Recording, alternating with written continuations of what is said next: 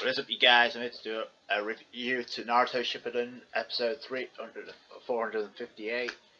The reason for it because this, I don't know if you're aware, but obviously this is kind of hinted in the last preview for the episode that we're going back into canon, and indeed we did.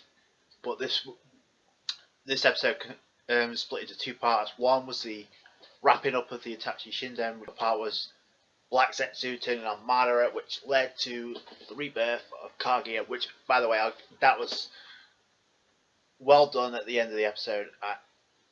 The animation in this was pretty good. Some of the beginning parts, so let's start with kind of rehash stuff that we've already seen, but we saw it through Itachi's perspective, obviously wrapping up this Itachi Shinden. My overall thoughts of the whole Itachi Shinden is great. It's even better to dive into the character of Itachi from the beginning to end. That's where it kind of leaves you with certain things we knew, or we kind of assumed we got through this special. We also got certain things along the way, like Itachi's father and Sasuke's father knowing the MS, which we kind of already assumed, but we never got to see. Other stuff like that. The girl that had a crush on Itachi getting killed by Obito, we never knew that. We always assumed that Itachi was the one that sliced them all up and during the Uchiha massacre.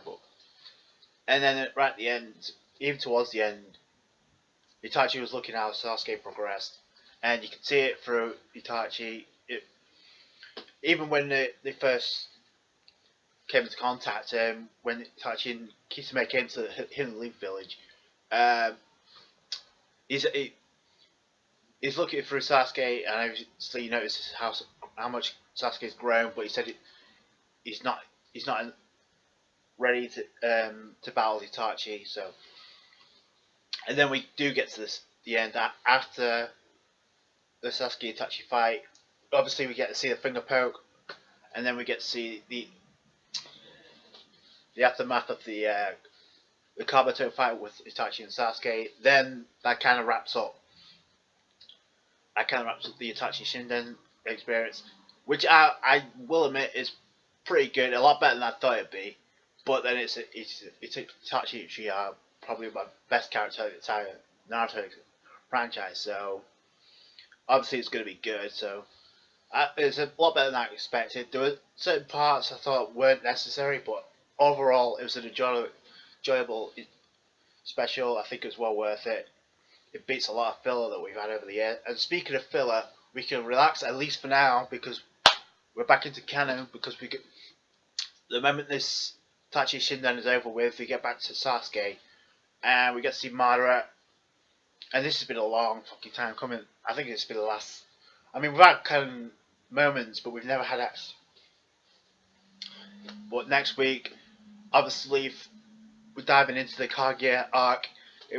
It's kind of hinted in Anime News Network, and I'll leave that link in the description box below. But probably not worth it, but it's probably worth mentioning that we were going to go into the Kaguya arc anyway during May. So whether or not we got anything in this episode or not, and I'm kind of glad they did add it because it makes sense. It's good a time as any to dive back into this. We've been spoiled by this anyway from the game itself, even though the story doesn't follow everything back to back. It does spoil like Kaguya to a degree. Now, speaking of which, Black Zetsu, key player in this episode, and obviously the White Zetsu is now the purpose of White Zetsu. Obviously, Kaguya is behind the one. Obviously, that's what once the chakra is absorbed from people that's stuck to the tree. Obviously, obviously they turn into White Zetsus. That's basically the explanation I got. So, and then Madara finds out that he's been out of everybody in the entire series. He's been played too. The most OP character, I guess. And I'm not blaming Kishimoto by this because he had to find a way of getting rid of Madara because he was too OP. He found the way. Black Zetsu stabs him. At first, it looks like he's up as a dragon, but then he bloats up to a point where he's almost going to explode, and then once he finds out that the stone tablet was Kaguya Utsuki's doing all along, everybody's been manipulated by this bitch. It's kind of wraps everything up into perspective. Even Madara is a pawn in this, and he's probably the most OP character in the series. Goes to show what can happen, and we get the reveal at the end. Sasuke and Naruto.